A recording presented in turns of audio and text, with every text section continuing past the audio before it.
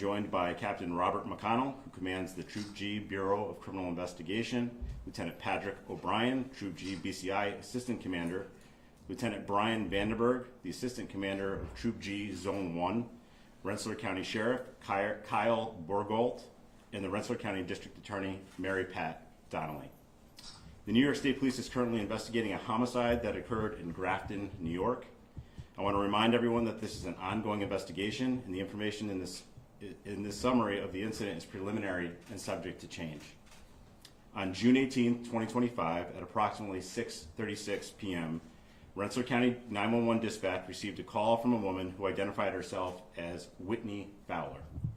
Ms. Fowler advised that there was an altercation between herself and her husband, Joshua Fowler, at their home located at 385 South Road, County Route 85, in Grafton, New York, and she had requested police assistance.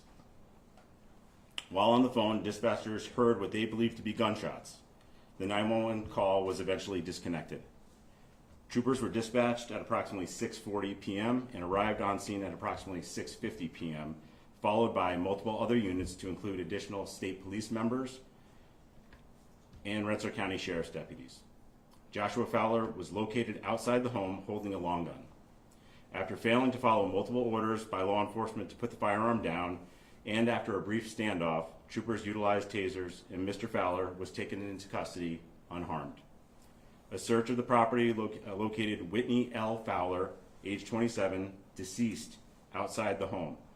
In addition, Wilson P. Fowler, age 55, and Anita L. Crandall, age 69, were located deceased inside the home. All three victims reside at the residence and had sustained gunshot wounds.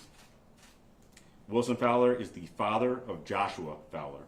Anita Crandall is the step-grandmother of Joshua Fowler. An additional adult resides at the home but was not there at the time of the incident. South Road was closed between Johnson Road and Snyder Road for the investigation and has since been reopened.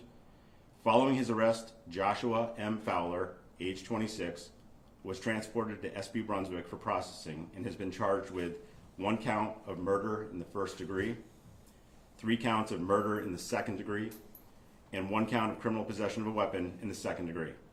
He was arraigned at the Brunswick Town Court, where he was remanded to the Rensselaer County Correctional Facility without bail. The firearm involved was legally possessed and purchased by Wilson Fowler. The motive for this crime is still pending investigation, and our thoughts are with the victims' families and friends. I would like to take this time to thank the following agencies who assisted at the scene in addition to the agencies represented here today. The Grafton Fire Volunteer Fire Company, the Grafton Ambulance, Hoosick Valley Rescue Squad Ambulance, and the Petersburg Rescue Ambulance Squad. I'm going to be taking questions in just a moment, but I just want to afford the District Attorney to say a few remarks as well. Yep. Good morning. I'm Mary Pat Donnelly, Rensselaer County District Attorney. Again, I want to thank Major Gilroy as well as Sheriff Borgault and the men and women of their respective agencies for a swift and coordinated response last evening. It was a tragic scene which they brought under control without any further threat to the Grafton area, and for that we're all very grateful. They also were able to control the scene so that we were able to have early access from my office to put us forward in a sound prosecution. Today our thoughts are with the families and the victims, and you can expect further updates from the Rensselaer County DA's office in the coming weeks. So thank you all for being here, and please await updates from our office as we go forward. Thank you. Great. And at this time, I'll take any questions that... Major, is Joshua Fowler known to local police? Have there been any other encounters? Have there been other calls to that residence? Yeah, I can speak to our state police interactions. I can tell you that state police have investigated domestic incidents at that location. In July of 2018, there was a domestic dispute between Wilson and Joshua. In October of 2021, state police investigated a domestic dispute between Whitney and Joshua. Neither incident resulted in the arrest of anyone involved. Were there others at the residence at the time of the shooting who witnessed it? No. How many shots were fired? That's still being determined. Obviously, it's an ongoing investigation, and our forensic investigation unit, I believe, is still on scene currently, and that's yet to be determined. And were the victims found in one location, or were they scattered throughout the home? As I had mentioned, Whitney was found outside of the residence. Anita and Wilson were discovered inside of the residence in close proximity to one another. To clarify, are the state police going to be leading this investigation? Will it be joint with the county? Yeah, this is a state police investigation, correct? With the previous incidents, was he under any kind of red flag law, any kind of warning list, or? No, not to my knowledge. During the standoff, did it appear that he was trying to get police to shoot him?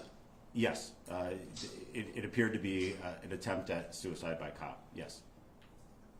Did Joshua Fowler appear to be under the influence of drugs or alcohol? That I do not know.